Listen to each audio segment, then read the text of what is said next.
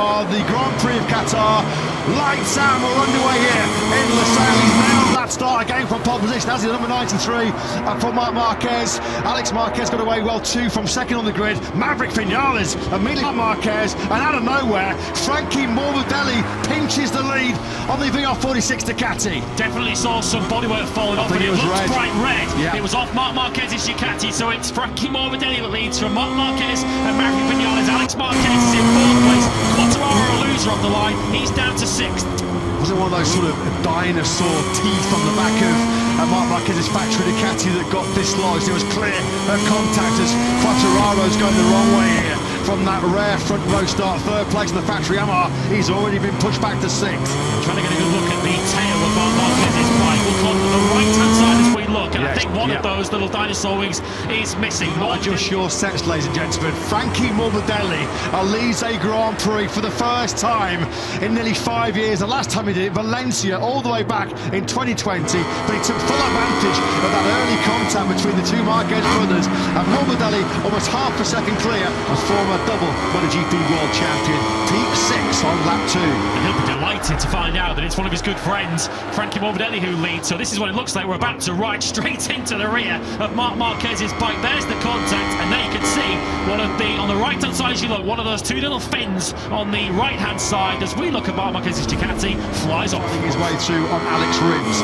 Morbidelli it is though, they've still got quite a comfortable buffer from this Grand Prix as Johan Zarco ascends it on the inside of Fabio Quartararo in that battle between the two Frenchmen. Zarco through past his fellow Frenchman Quartararo, who's now got Aldeguer for company. Different class again, isn't he, Zarco? Aldeguer, that's a dive bomb on the inside of Quartararo.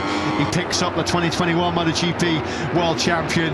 Aldeguer believes... When he spoke on the grid, once again in that second sector, Marc Marquez losing 3/10 to Morbidelli as Gian Antonio now takes Alex Marquez. So both Marquez brothers having tricky starts to this race, largely because of running into each other. It's now a VR46, 1 and 3, and Morbidelli's lead is now over 1 second. There's more contact, huge contact. There's bodywork there lost for Alex Marquez. Well, he's already tangled with Marc Marquez in this Grand Prix.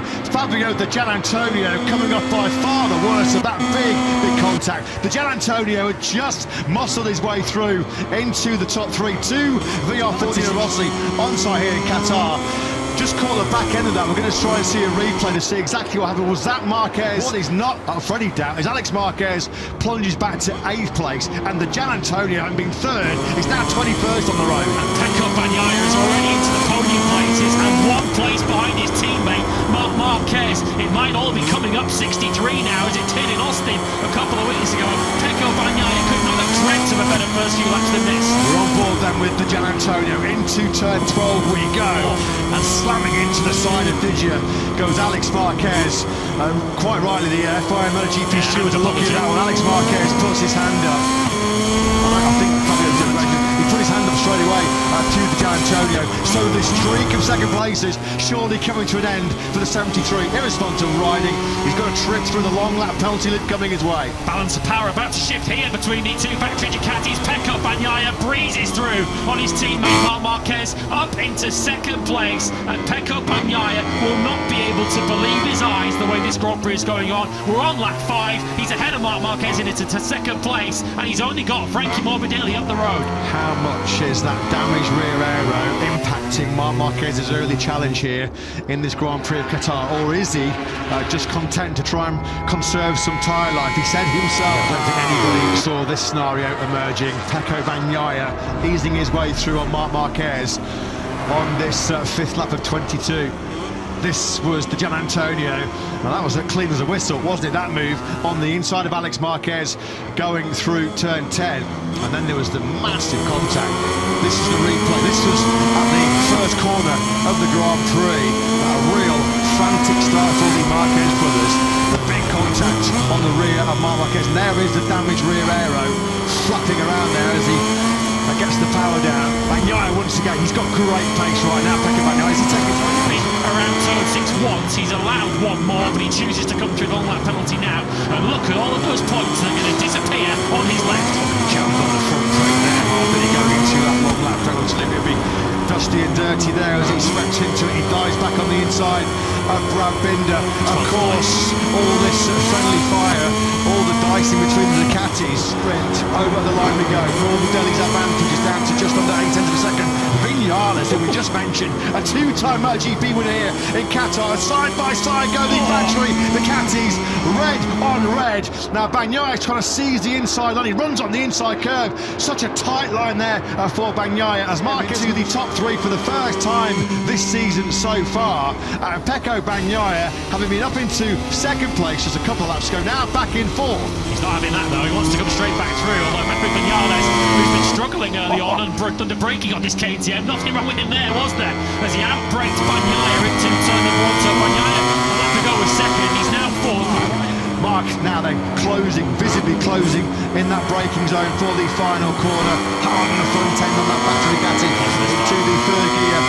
Final turn. Here comes Vinales as well. They're trying to use all of that KTM horsepower. He's in the KTM lane now, and he's going to have the inside line. Who's going to be latest on the brakes? Vinales, a really tough sit out, and this time around he does outbrake Marc Marquez into that first corner. Maverick Vinales has come alive in 2025, hasn't he, on that factory KTM. This is nothing short of sensational. He is in pre-season. Vinales said throughout testing, throughout the first couple of weekends, I need more time to understand this bike, as we see some more contact involving Babic and Antonio at the top of your screens. He's lost more body weight now up against Mears Honda. Yeah, it's not a night to remember for did you at all, is it? It's turning into a night to forget. KTM's last dry race victory was Miguel Oliveira at Catalunya in 2021. They're winless. Ducati versus KTM power. Ducati versus KTM grunt down this long start-finish race. Here comes Vinales once again into the slipstream. And Maverick Vinales for the first time the KTM leads. Marc Marquez is trying to go with the number 12 as well. He's got the inside line through on Morbidelli. So in the space of 300 metres, Morbidelli goes from first to third. But can you believe your eyes? We have a KTM in the hands of Vinales leading this Qatar Grand Prix. To answer your question, no, I can't believe my eyes. I did not expect to be seeing this at all. The top four is really close though. Morbidelli plummeting now. Bagnaia through into third place. Morbidelli did such a good job leading the first half of this race, and he's trying to come back on Bagnaia now bravely, but surely Morbidelli now fighting a losing battle against the factory Ducatis, and incredibly, Maverick Vinales KTM. What we said so far, Vinales and he is that leads. Marc Marquez in second place, coming back into podium contention here is Zarco. Don't rule him out on that LCR Honda machine.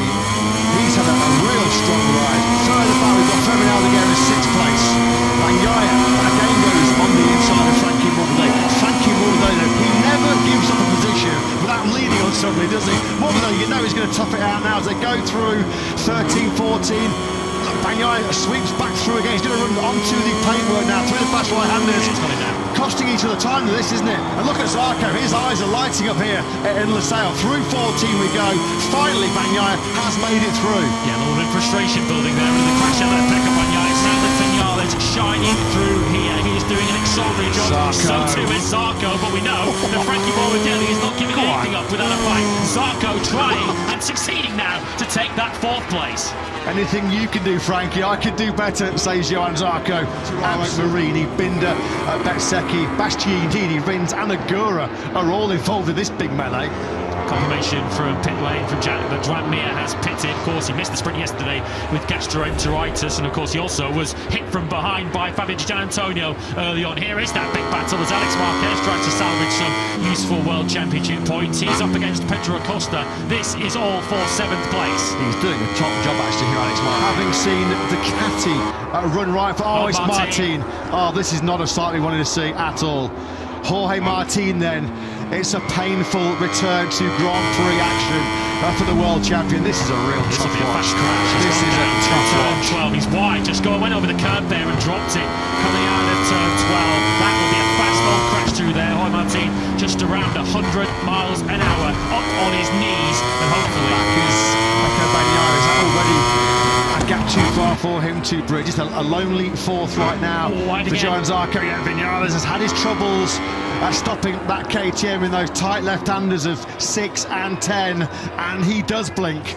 Well, we said who will blink first, and what, within 2 or 3 corners, it was Vinales. Marc, back at the front. So Marc Marquez now with empty time ahead of him. Does he now try and pull the 5? This is 6 now, where he's had problems in the last 2 laps, and this was the problem which ultimately cost him the race lead. Yeah. A couple of laps before this, we saw him run wide. He had a good look to his left there because he knew he was going to make sure he gave plenty of room for Marc Marquez. Didn't want to cut back on the racing line and potentially Brad Binder, who we're now watching on screen here, taking 10th from Marco Bezzecchi. Maverick Vinales at that stage of this. The race is catching. Jorge Martin has been taken to the medical centre. We hope that is just for a precautionary check. As Pecco both said, Marc was playing with us. You get to the feeling that history is repeating itself a little bit here. The late attack that he was caught on going. Pecco is going to be very relieved in the checkered flag because he's continuing to lose pace and he's reversing back towards this battle that we're watching for 4th, 5th and 6th. Bagnaia is going to have to settle then 4th, 3rd place from 11th on the grid. It's going to be 2nd for Maverick Vinales tonight. But in the end, Marc Marquez has been too strong. He's 1 corner away from yet another victory. Yeah, and he's going to once again assume complete and utter control of the MotoGP World Championship in 2025.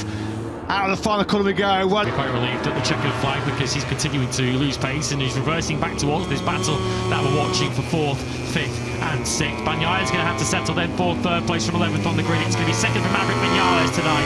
But in the end, Marc Marquez has been too strong. He's 1 corner away from yet another victory.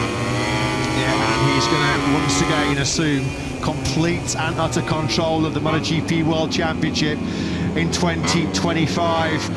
Out of the final corner we go. Well, he cracked in Qatar, but he conquers Qatar. Marc Marquez is victorious here in Doha for the first time since 2014. He wins by nearly 2 seconds clear.